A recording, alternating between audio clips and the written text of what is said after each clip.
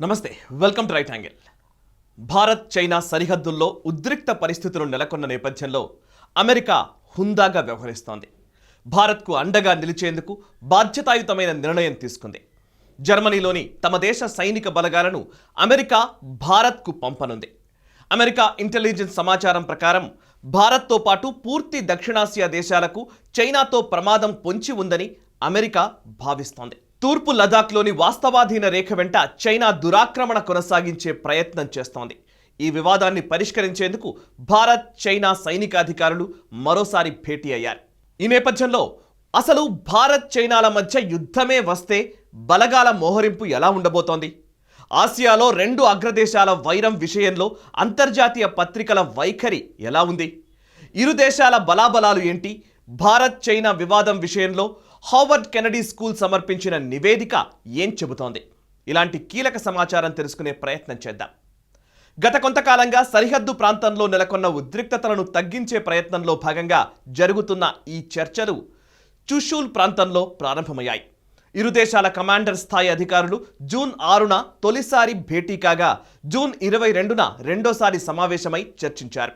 మూడో విడతగా జూన్ 30న సమావేశమయ్యారు. గల్వాన్ ఘర్షణ అనంతరం జరిగిన సమావేశంలో ఇరు దేశాల సైన్యం లదాఖ్ సెక్టర్ నుంచి దూరంగా వెళ్లడంపై ఏకాభిప్రాయానికి వచ్చినప్పటికీ అనంతరం భారత్ ప్రతిపాదనలపై చైనా వెనక్కి తగ్గినట్లు సమాచారం. ఈ క్రమంలో చైనాను ఎదుర్కొనేందుకు అమెరికా తన దేశ సైనిక బలగాలను భారత్కు తరలించేందుకు నిర్ణయం తీసుకుంది. బ్రస్సెల్ ఫోరం వర్చువల్ కాన్ఫరెన్స్లో పాల్గొన్న అమెరికా విదేశాంగ మంత్రి మైక్ పాంపియో జర్మనీలో అమెరికా సాయుధ బలగాలను ఎందుకు తగ్గిస్తున్నారన్న ప్రశ్నకు ఇలా బదులిచ్చారు. చైనా సైనిక చర్యలు Bharat, Vietnam, Indonesia, Malaysia, Philippines దేశాలకు ముప్పుగా పరిణమించాయి. దక్షిణ చైనా సముద్రంలో కూడా సవాళ్లు ఎదురవుతున్నాయి. ఈ సవాళ్లన్నింటినీ ఎదుర్కోవడానికి చైనా ఆర్మీకి ధీటైన జవాబివ్వడానికి అమెరికా బలగాలను సరైన రీతిలో మోహరిస్తామని ఆయన చెప్పారు. అవసరమైన వనరులన్నింటినీ వినియోగిస్తామంటూ చైనాకు హెచ్చరికలు జారీ చేశారు మైక్ పాంపియో. ఇక భారత్ చైనా యుద్ధం జరిగితే విజయం సాధించే అవకాశాలు ఎవరికి ఎక్కువగా ఉన్నాయనేది ఇప్పుడు చర్చనీయాంశంగా మారింది. ఈ నేపథ్యంలో హిమాలయ యుద్ధంలో రెండు దేశాల పరిస్థితిపై హార్వర్డ్ కెనడీ స్కూల్ నివేదిక సమర్పించింది. ఆ నివేదిక ప్రకారం రెండు దేశాల మధ్య యుద్ధంపై అంచనాలు ఎలా ఉన్నాయో ఇప్పుడు చూద్దాం. భారత్ చైనాల మధ్య యుద్ధం తలెత్తితే చైనా సైన్యానికి భారత ఆర్మీ ధీటుగా సమాధానమిస్తుందనేది నిపుణులు చెబుతున్న మాట. హార్వర్డ్ కెనడీ స్కూల్కు చెందిన Belfer centre for science and international affairs నివేదిక సైతం ఇదే స్పష్టం చేస్తోంది. హిమాలయ పర్వత శ్రేణుల్లో జరిగే యుద్ధంలో చైనా ఆర్మీని భారత సైన్యం ఓడించగలదని, అంతేకాదు సైనిక సామర్థ్యం విషయంలో ఇండియా చైనా కంటే వెనుకబడి ఉందన్న నిపుణుల అంచనా తప్పని రుజువు చేస్తోందని ఈ నివేదిక పేర్కొంది. Western theatre command Tibet Xinjiang military area పరిధిలో చైనా 2 లక్షల నుంచి 2,30,000 మంది ఆర్మీని మోహరించినట్లు చైనా న్యూస్ ఏజెన్సీలు ప్రచారం చేస్తున్నాయి. అయితే భారతదేశ ప్రాంతీయ ఆర్మీతో సరిసమానంగా ఉన్న ఈ గణాంకాలు తప్పుదారి పట్టించేవిగా ఉన్నాయని కూడా కొన్ని ఏజెన్సీలు చెబుతున్నాయి. ఎందుకంటే ఇందులో ఎక్కువ భాగం రష్యా కోసం లేదా జిన్జియాంగ్ టిబెట్లో తిరుగుబాటును ఎదుర్కోవడానికే ఉద్దేశించినవనేది నిపుణుల అభిప్రాయం. మరోవైపు ఈ బలగాల్లోని అత్యధిక భాగం భారత సరిహద్దు నుంచి దూరంగా ఉన్నాయి.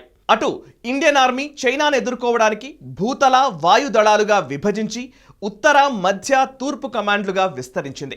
అటు ఎయిర్ ఫోర్స్ అయితే వెస్ట్రన్, సెంట్రల్, ఈస్టర్న్ ఎయిర్ కమాండ్లుగా విభజించింది. చైనా సరిహద్దు వద్ద ఉన్న మొత్తం ఆర్మీ బలగాల సంఖ్య దాదాపు 2,25,000 వరకు ఉంది. ఇక సైనిక యుద్ధ సామాగ్రి మోహరింపు ఎలా ఉందో ఇప్పుడు చూద్దాం. లదాఖ్లో మోహరించిన T-72 ట్యాంకు అనుబంధంగా 3,000 మంది, అరుణాచల్ ప్రదేశ్లోని బ్రహ్మోస్ క్రూయిజ్ మిజైల్కు అనుబంధంగా 1,000 మంది, చైనా సరిహద్దు ప్రాంతంలో నార్థన్ కమాండ్లో 34,000 దళాలు, సెంట్రల్ కమాండ్లో 15,500 దళాలు, ఈస్టర్న్ కమాండ్లో 1,75,500 దళాలు మోహరించి ఉన్నాయి. Strategic posture of China and India నివేదిక ప్రకారం చైనాకు చెందిన యుద్ధ విమానాల్ని నడిపే western air force command, PLA air ఫోర్స్లు భారత సరిహద్దుకు సమీపంలో ఉన్నా సంఖ్యాపరంగా ఇండియన్ ఎయిర్ ఫోర్స్తో ఇబ్బందిని ఎదుర్కోవాల్సిందేనని తెలుస్తోంది. చైనాకు చెందిన 3 కమాండ్లను ఎదుర్కోవడానికి ఇండియన్ ఎయిర్ ఫోర్స్ దాదాపు 270 యుద్ధ విమానాల్ని, 68 గ్రౌండ్ అటాక్ ఎయిర్ క్రాఫ్ట్స్ను సిద్ధం చేసింది. ఇది మరింతగా పెరిగే అవకాశాలు కూడా ఉన్నాయి. ఇక పశ్చిమ వాయు విభాగంలో 75 యుద్ధ విమానాల్ని 34 గ్రౌండ్ అటాక్ ఎయిర్ క్రాఫ్ట్స్ను చైనా అధీనంలోని టిబెట్ సమీపంలో మోహరించారు. తూర్పు వాయు విభాగంలో 101 యుద్ధ విమానాలు, 9 ALG అంటే అడ్వాన్స్డ్ ల్యాండింగ్ గ్రౌండ్స్ ని సిద్ధం చేసింది ఇండియన్ ఎయిర్ ఫోర్స్. మరోవైపు రెండు దేశాల వైమానిక దళాల్ని పరిశీలిస్తే చైనా J-10 యుద్ధ విమానం సాంకేతికంగా ఇండియాకు చెందిన మిరాజ్ 2000ను పోలి ఉంటుంది. ఇది భారత సాయుధ అమ్ముల పొదిలో చైనాకు చెందిన అన్ని యుద్ధ విమానాల కంటే శక్తివంతమైంది. అటు చైనా 4వ తరానికి చెందిన 101 యుద్ధ విమానాల్ని రష్యా, భారత్ల కోసం మోహరిస్తే ఇండియా మాత్రం మొత్తం 122 యుద్ధ విమానాల్ని కేవలం చైనా లక్ష్యంగా మోహరించింది. ఎలక్ట్రానిక్ సర్వేలెన్స్లో సామర్థ్యం, గ్రౌండ్ అటాక్ చేయగలిగిన 50 డ్రోన్లను ఇప్పటికే చైనా ఇండియాకు వ్యతిరేకంగా మోహరించడం ద్వారా ఈ విభాగంలో చైనా కాస్త పైచేయి సాధించింది. రీజనల్ ఎయిర్ పొజిషన్లో ఎక్కువ ఎయిర్ ఫీడ్స్లో ఇండియా చైనా కంటే శక్తివంతంగా ఉందని ఈ నివేదిక స్పష్టం చేసింది. 104 చైనా మిజైళ్లు ఇండియాలోని ప్రతి భాగాన్ని లక్ష్యం చేసుకోగలవని ఈ నివేదిక చెబుతోంది. అటు ఇండియాకు చెందిన 10 అగ్ని-3 లాంచర్లు చైనా మొత్తాన్ని టార్గెట్ చేయగలవు. మరోవైపు మరో 10 అగ్ని-3 లాంచర్లు సెంట్రల్ చైనాను లక్ష్యంగా చేసుకోగలవు. ఇంతకు మించి భారతదేశ లక్ష్యం ఎప్పుడూ అత్యధిక సామర్థ్యాన్ని కలిగే ఉందని తెలుస్తోంది. ఇదే భారత్కు బలం. ఇక ప్రస్తుతం ఉన్న పరిస్థితులు ఇలాగే కొంతకాలం కొనసాగితే జూలై చివరి వారంలో భారత్కు రానున్న మొదటి దశ రాఫెల్ యుద్ధ విమానాలు చైనా ఆట కట్టిస్తాయని రక్షణ రంగ నిపుణుల అభిప్రాయం. ఇండో చైనా సరిహద్దులో తలెత్తిన ఉద్రిక్త పరిస్థితుల నేపథ్యంలో ఒకవేళ ఈ రెండు దేశాల మధ్య యుద్ధం జరిగితే భారత్కు రష్యా నుంచి సహకారం అందుతుందా? మాస్కోలో జరిగిన రష్యన్ డే పరేడ్లో భారత ఆర్మీ పాల్గొనడం దేనికి సంకేతం అనే అంశాలు ఇప్పుడు ఆసక్తికరంగా మారాయి. మరో 11 దేశాల సైనికులు కూడా పాల్గొన్నప్పటికీ ఈ ఉత్సవాల్లో ఇండియా పాల్గొనడం ప్రస్తుత పరిస్థితుల్లో ప్రాధాన్యత సంతరించుకుంది. దాదాపు 4.5 దశాబ్దాల తర్వాత భారత్ చైనా సరిహద్దుల్లో నెత్తురు చెందింది. రెండు అణ్వాయుధ దేశాల మధ్య దశాబ్దాల తర్వాత ఈ స్థాయిలో ఉద్రిక్తతలు చోటు చేసుకోవడంపై ప్రపంచ దేశాలు దృష్టి సారించాయి. పరిస్థితులు చేదాటితే పరిణామాలు తీవ్రంగా ఉండే అవకాశం ఉందని అభిప్రాయపడుతున్నాయి. ఇటీవల చైనా యుద్ధ వాహనాలు, ఆయుధ సామాగ్రి, ట్రక్కులు, సైనికులను సరిహద్దు వెంట మోహరించింది. డ్రాగన్ తీసుకున్న ఈ నిర్ణయంతో దశాబ్దాలుగా నెలకొన్న ఉద్రిక్తతల్లో చైనా నిప్పు రాజేసినట్లయింది. తదనంతర పరిణామాల్లో భారత ప్రధాని మోదీ కూడా దృఢమైన నిర్ణయాలు తీసుకున్నారు. చైనాను కట్టడి చేయడం కోసం వ్యూహరచన సిద్ధం చేస్తున్నారు.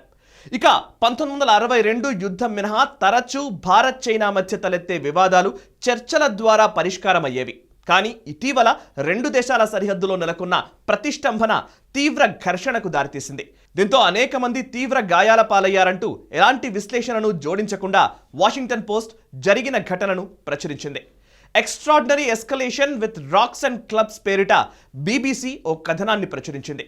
ప్రపంచంలో అత్యంత ఉద్రిక్త ప్రాంతంగా ఉన్న భారత్ చైనా సరిహద్దుల్లో దళాలు కర్రలు, ఇనుప రాడ్లతో ఘర్షణకు దిగాయి.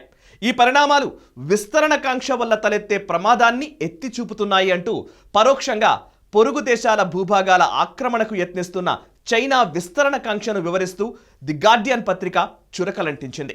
మొత్తంగా ఇది 1962 నాటి విఫల భారత్ కాదు, 2020లో అత్యంత పటిష్ట నాయకత్వంతో పకడ్బందీ ప్రణాళికలతో దూసుకుపోతున్న భారత్ని ఢీకొనడం అతి సులభం కాదు. ఒకవేళ యుద్ధమే వస్తే భారత్ తన ప్రతాపాన్ని చూపించడం అనివార్యం. ఆ పరిస్థితి రాకూడదని ఆశిద్దాం.